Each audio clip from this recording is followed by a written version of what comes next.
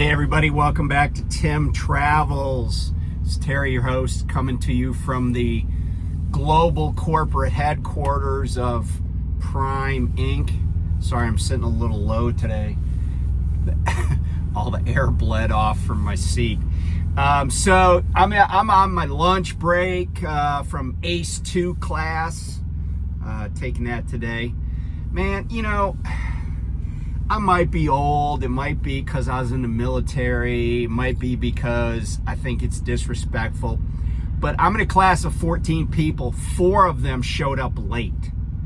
And I'm just like, come on, man. It's 8 o'clock in the morning. It's not like this class started at 4 a.m. or something.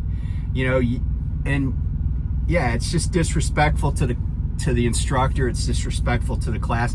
And I wonder if those same people show up 10 minutes late for, like, you know, delivery appointments and stuff. In fact, one dude in the class was like, how do I know if I got a service failure? And the instructor was like, well, your fleet manager should tell you that. But I'm all, in my mind, I was like, you know, if you even think you got a service failure, you better find out ASAP and understand why it happened and prevent it from happening. That's just me. So today's the 4th of November. On this day in 1995, I mentioned this the other day, Yitzhak Rabin, who was the Prime Minister of Israel, who had won the Nobel Peace Prize along with Shimon Peres, who is also an important Israeli politician, and Yasser Arafat of the Palestinian Liberation Organization. They had won the Nobel Peace Prize. And remember, I told you, because of the Camp David Accords, Menachem Begin, who is Prime Minister of Israel, and Anwar Sadat, who was President of Egypt, they also won the Nobel Peace Prize for, you know, trying to be peaceful in the Middle East. And like I said, Sadat got murdered by Egyptian and Arab extremists, and Rabin on this day in 1995 was murdered by Israeli or Jewish extremists who didn't want peace with the Palestinians. So that was 1995. On this day in 1970, Sean P. Diddy Puffy Combs was born. You know, I hear things about him and Tupac's murder. I'll just leave it at that. You know, like De Niro said in Raging Bull, I heard some things. 1969, Matthew McConaughey was born. Born on this day in 1960, comedian, provocateur, D-list celebrity Kathy Griffin was born. 1946, former First Lady Laura Bush was born. So I think that's a good rundown of birthdays today. Yeah. So, also on this day, President Barack Obama was elected. That was his election day the first time in 2008. And also on this day, Ronald Reagan was first elected in 1980. And remember, I said in a previous video, I voted for Ronald Reagan on the 4th of November, 1980, and then I went in the Navy the next day. So tomorrow morning, you know, at like 5 in the morning, the recruiter came and picked me up, and off I went to boot camp. So anyway, that's that anniversary coming up for me tomorrow. It's a big deal, big deal. My well, it wasn't my pay entry base date, it was my active duty service date, my ADSD, for if you're keeping score at home. So I wanted to talk about a couple of things involving Love's Truck Stops. So the other day I was, you know, it became the 1st of November, and for apparently Loves had sent out an email to all of the, people that hold the little Loves card account. And I'll show you for demonstration purposes, the My Loves Rewards card, right? Well, then I noticed on the app that I had a status of, I think, gold. And normally, and before that, every Prime driver, because we have this contract with Loves, and even when we didn't have the contract with Loves, they still extended the platinum level, to Prime drivers, platinum level status or whatever. So I was like, wait a minute, why am I gold? Now, I didn't buy much fuel last month, but the requirement is to keep platinum if you're a Prime driver, is to buy some fuel in the previous month. Then you keep your platinum status. So it could be just like 50 gallons and that's it. And you keep your platinum status. And platinum status is important because it gives you free refills and, more importantly, probably free showers. So I was like, why am I not platinum status? So I sent an email or a message via the app to them, and they responded to me. Now, the funny thing is, when I got their email response, it just so happened that I was down where the dispatchers work here at the global corporate headquarters, and there was a dispatcher, or I don't know, maybe she's not a dispatcher, but works down there. This woman from Prime was on the phone with a guy that was obviously a driver, and she was like, okay, well, they sent this email out, but give me your numbers, I'll put you in the system. So I'm not the only person, I think, that maybe had a problem with this. Now, apparently there was an email sent out, and the return address was, or where it came from was like like as in electronic, Loves membership or something like that. So I went back and searched for it, because they sent me an email saying, here's how you do that. Here's how you register, because apparently we had to re-up our, saying that we're at Prime or whatever last month, like they sent something out. I couldn't find it. I sent an email back to the guy that sent me those instructions, said, hey, I can't find it in my spam or anywhere. And pretty quickly I got an email back from another person, and she was like, hey, we looked you up, you're good to go, you got your platinum status back, and we're giving you like, I don't know, 474 points for a fuel purchase you made under the gold status. So I thought that was good service, and I appreciated it, because I am loyal to Loves, and I think a lot of drivers here at Prime feel that way. The other Prime news that I noticed is, and I've talked about this in the past, where people are like, no, we don't want, it's NIMBY, we don't want truck stops in our backyard. And I saw this thing from, it's a town called Herculaneum, I believe that's how it's pronounced. It's on I-55. I think it's about 30 miles south of St. Louis, and it's a small town, like 4,200 people. But they had a petition drive, and about 1,200 people signed the petition saying they didn't want Loves. Well, the town board, the town council, thought they were going to have this big rowdy meeting. And by the way, the petition, like the language at the top of the petition said, truck stops are breeding grounds for crime, prostitution, drugs. And, look, I'm a grown up. I'm an adult. I've been around. I get the fact that there are truck drivers that use drugs, which would tell you that there are probably people at truck stops who have drugs in their possession and or are selling drugs.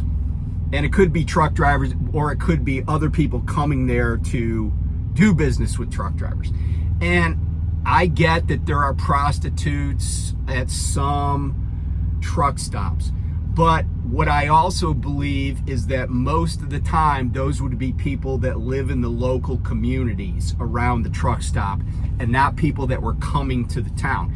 Now, hey, I could be wrong. There might be this rolling, bunny ranch going around and they drive into truck stops and stuff like that.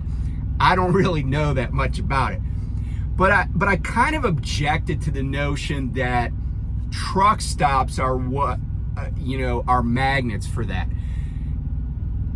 My belief is that truck stops are like any other business where people are constantly coming and going, whether it's a convenience store, a liquor store, a grocery store, shopping plaza, whatever. People are coming and going.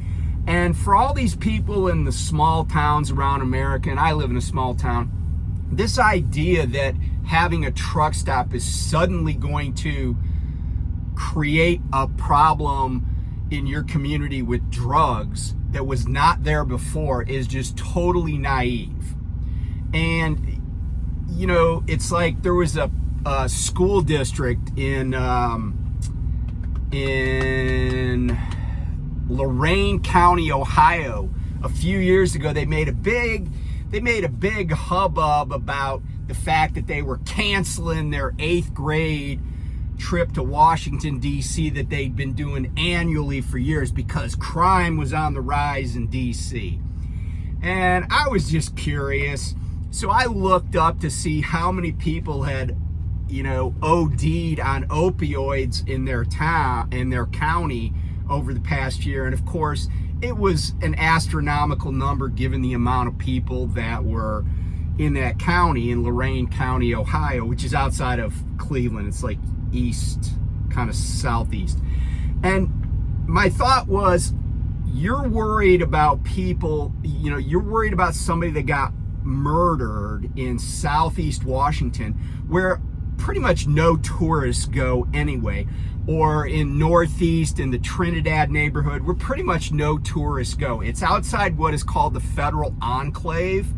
And even though DC is, you wouldn't necessarily know it, but there's all sorts of dividing lines about which police have jurisdiction, like U.S. Capitol Police, Federal Protective Service, the Secret Service. So like there's this federal enclave, federal complex, and then within that, like I know because I emceed an event one time at the Hay Adams Hotel, which overlooks the White House. So everybody that attended our event had to have their name on a list that was turned over to the Secret Service, because inside that area, there are even more stringent requirements. But all of those areas where you would take 8th grade kids to visit and things to see, the Smithsonian museums and stuff, it's not a lot of crime. It was just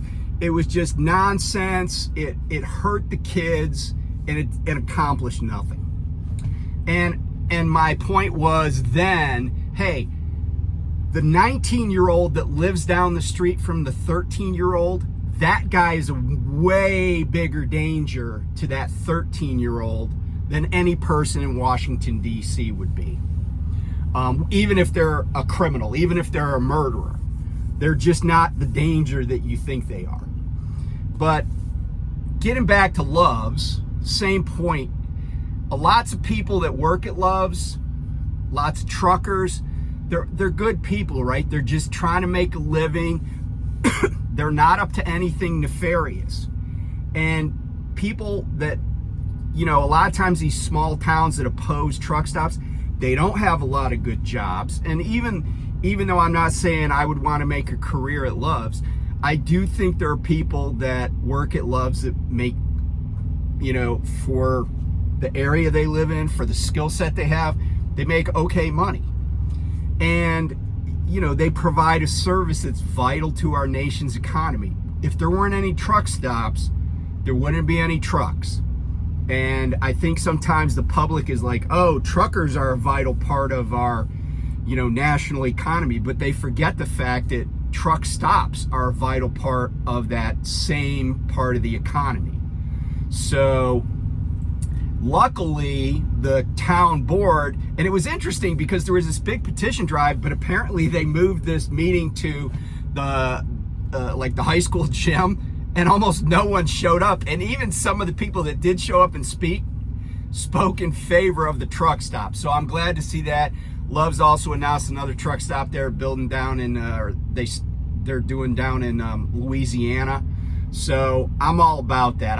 I'm always pleasantly surprised when I see a new Love's truck stop that I didn't even know was there, and it's in a convenient location. So, and you know, and I will say that Love's seems to be the one company that is still expanding, and you know, some of their truck stops are in great locations that some of the, you know, like TA and Petro never thought of, or that Flying J Pilot never thought of. And so it's really kind of cool. Like I saw a I think it's a new cheese plant going in, and then I saw a new Love's getting constructed next to it. So they're pretty good about selecting their sites, and they're in a lot of places that the others aren't. You know, so it's valuable to me. So that's about it for now. I'm doing my class. I went to the body shop because I had that damage from when I got hit by the hit and run driver up in Iowa. They're going to probably replace just my marker light that's broken a little bit. They're going to do that. And they said, well, can you get the dog out of the truck? And I'm like, I said, we'll worry about the other damage later. So just doing all that stuff. And yeah, I think that's about it for now. The weather's not too shabby. And we'll just see what we can, if we learn anything new today in ACE. You know, I kind of go into it with a little bit jaded, but I'm doing all the numbers, and my last 4 weeks are kind of interesting anyway, so it's kind of skewed because I was home for 10 days and over, you know, in between 2 weeks. So we'll see what the numbers look like, see if I should keep doing this or not. That's what I always wonder. What if people go to ACE and they're like, oh geez, I should just quit this? I wonder if that's ever happened. Probably has. Anyway, I will talk to you guys later. Have a good one.